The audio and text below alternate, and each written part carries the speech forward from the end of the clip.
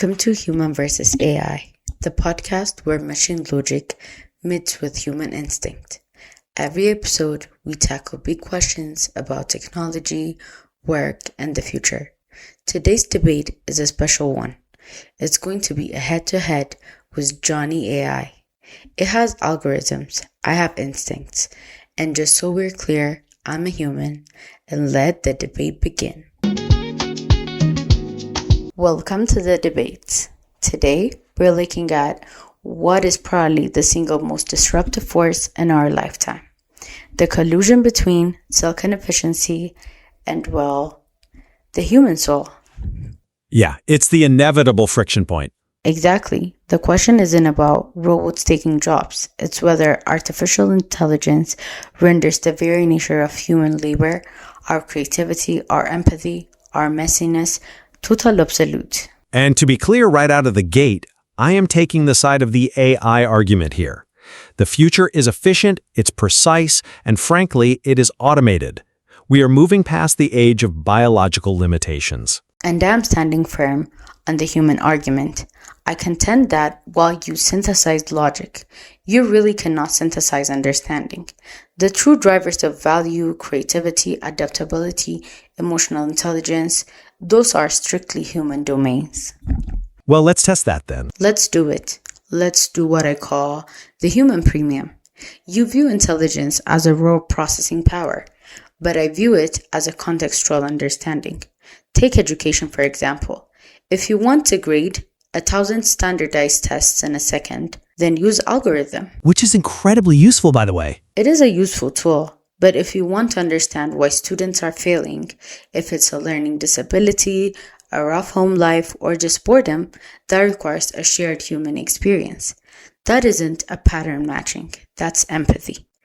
An algorithm can diagnose a test score, but it cannot diagnose a person. That's a very romantic view, but the market doesn't pay for romance. It pays for results. You're talking about understanding, but let's actually talk about the architecture of decision-making. We're seeing a massive shift in logistics, manufacturing, data entry, not because executives just hate humans, but because the human operating system is flawed. Flawed? Yes, flawed. We get tired, we have cognitive biases, we get distracted. An AI agent doesn't need a coffee break, and it certainly doesn't have a bad day. When you look at the sheer predictive validity of AI in, say, supply chain management, it crushes human intuition every single time. But that predictive validity completely falls apart the moment you introduce a black swan event or genuine ambiguity. AI is fantastic at optimizing known parameters.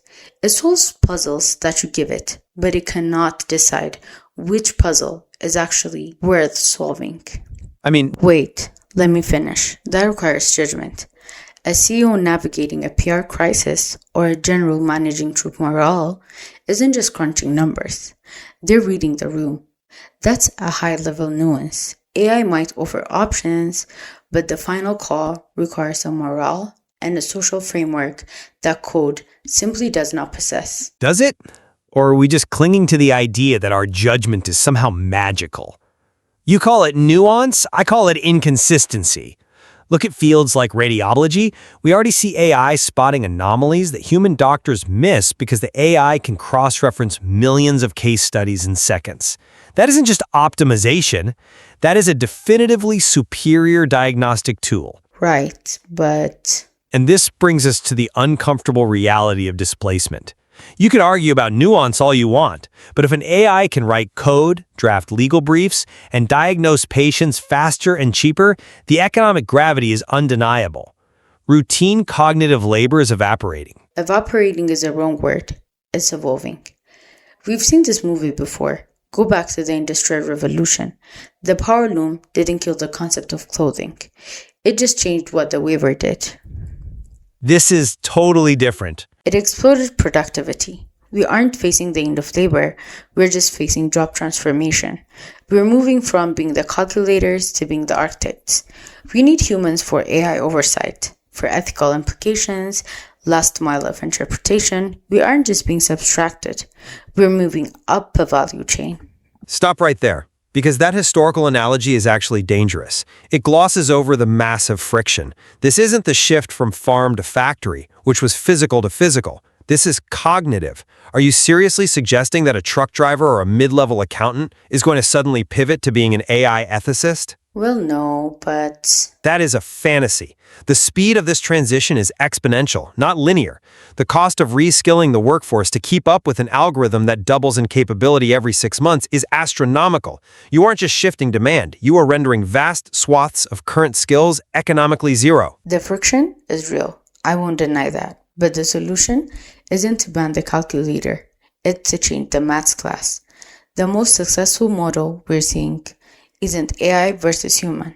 It's the Decentral model, human plus AI. A lawyer using AI research tools is infinitely more effective than the one who refuses to. The human focuses on strategy, the client relationship, the complex negotiations, while the machine handles the president research. It's collaboration, not the replacement. I agree the Centaur model is the immediate next step. But let's be honest about the ratio here. It used to be 10 humans and no machine. Soon, it's 1 human and 10 agents. The definition of work is fundamentally changing to favor the efficiency of the silicon. The human element becomes a luxury, not the foundation. See, I would argue that the human element becomes the differentiator. In a world where average content and average analysis are free and infinite, the premium on genuine human insight, distinct voice, and strategic courage go through the roof. So we just become the curators of our own obsolescence. We became the conductors of the new orchestra. The instruments have changed, but the music still needs direction. A poetic way to put it, though I suspect the instruments might start playing themselves sooner than we think. And that is exactly why this debate matters. The outcome depends on how we choose to wield on the baton. The debate is over, but the real question is, who won to you, the human or the AI? Tell us what topic we should debate on next. Don't forget to subscribe and follow us on our socials. You can find us by searching Decentral Technologies. Have a good time, and we'll see you on the next episode.